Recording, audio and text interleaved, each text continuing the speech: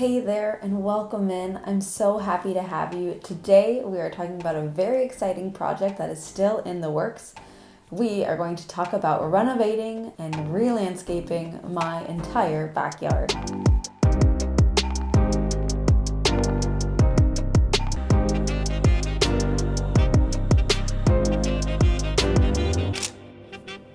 So some context on my backyard and some things I immediately knew needed to change. First, the house was pink.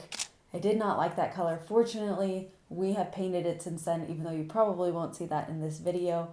Some other things, there was a big paver patio in the backyard, and that wasn't where I thought it was most functional.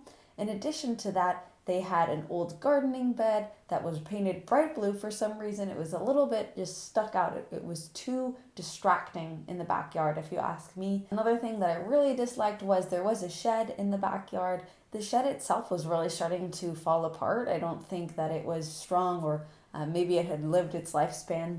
And so I really wanted to transform the space, make it a place where our future kids could enjoy and roam and play freely, add some grass, and even make it so we could have a little pup, which we've now just adopted, safely play back there with minimal oversight because it's all fenced in.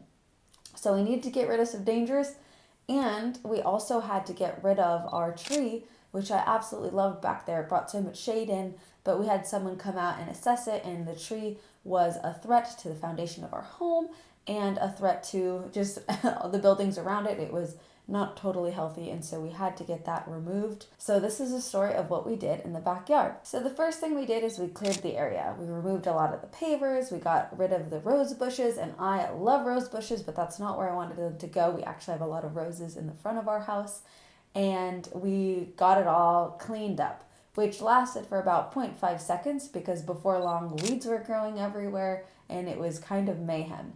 In addition to that, we had a piece of our fence fall down because there were some nasty storms. To make matters worse, those storms didn't just tear down a piece of our fence, they caused immense flooding on the side of our house, and my husband and I were really nervous for the integrity of our foundation because we were worried that water was going to pool up into the house.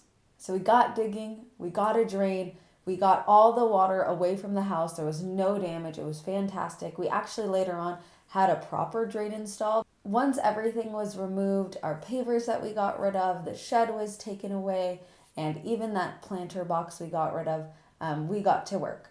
In my last renovation video, I talked about using Figma to make a two-dimensional design. In this video, I actually used SketchUp, which is a 3D modeling software. My husband and I really like it. We only use the free version, so that's all I think you really need. But we basically use SketchUp to mock up our whole backyard.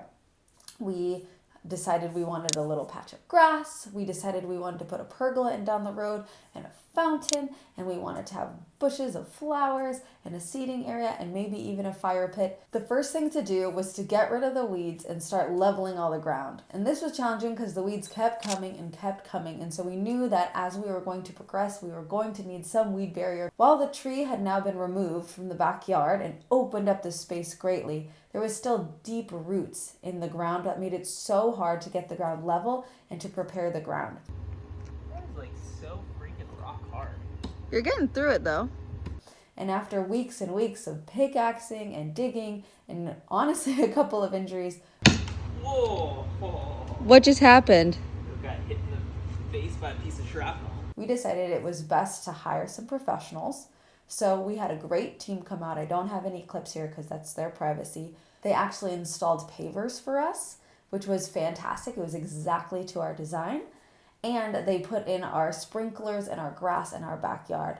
That was amazing work that my husband and I could have done, but it would have taken months, if not years longer at the pace we were going. When you're a DIYer, you need to know your limits. You need to know that you can do a lot, but also sometimes it's really important to hire out help, and that's 100% okay. We got out the weed barrier and we laid it out. Honestly, it's so satisfying to watch this time lapse back because the weed barrier made a huge difference, and still I've not seen any weeds where we've laid it. We made sure to lay it a little bit overlapping. I think we overlapped each sheet about 6 inches, and we staked them in the ground together.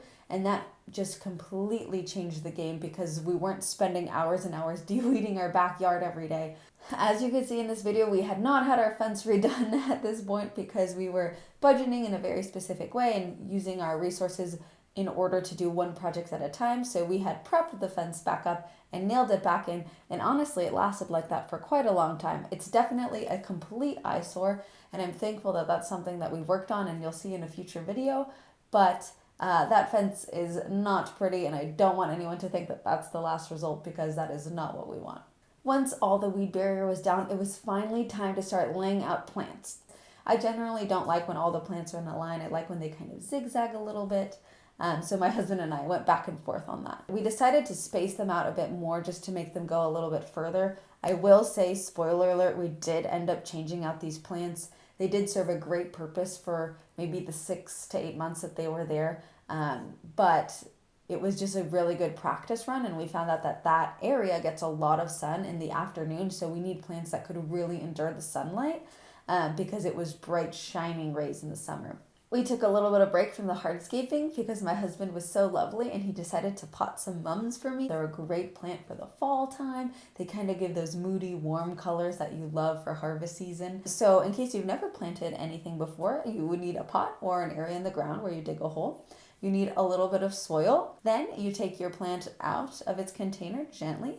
We like to break up the area around the root ball of the plant to kind of make sure the roots will have a little bit of space to grow into the new soil, but you want to be so gentle. We don't want to break any roots, just really gently massaging some of the dirt away.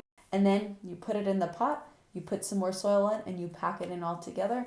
Before long, you'll have a beautiful potted plant. In this case, we went with purple and orange and white mums, and they brought so much vibrant to that mostly bare backyard, and it really warmed my heart to see them every time I would come out for my morning tea or walk or whatever it is. They just brighten my day. Next, we added some plants on the other side of the grass. In this case, we chose some azaleas and some cypress, and they did very, very well. I will say they did require a lot of water, but the nice thing is that area, because it was on the opposite side, it gets really great morning sunlight and a little bit more shade in the afternoon, and that made it a perfect spot for these azaleas.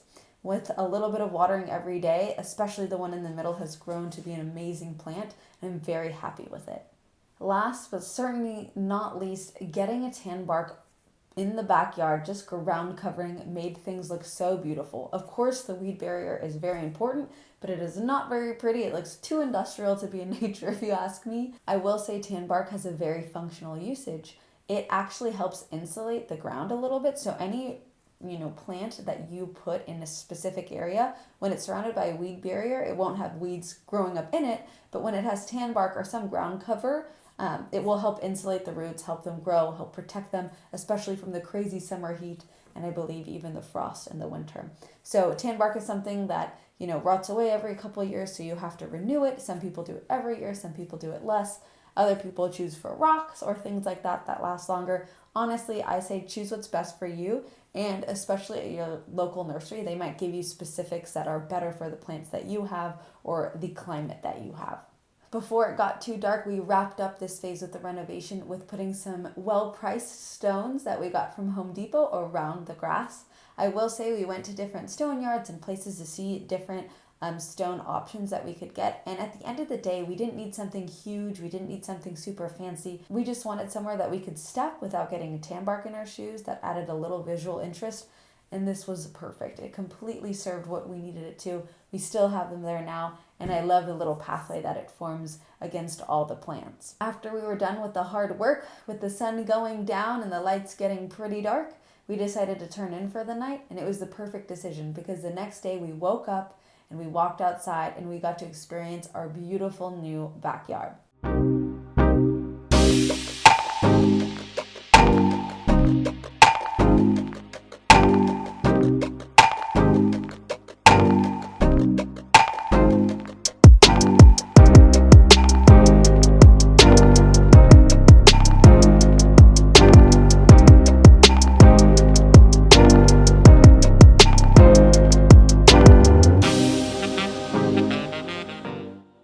course, this isn't the last part of this series. There's still so much I want to do in this backyard. Down the road, I want to add a pergola over our little concrete pad to help bring shade into our house.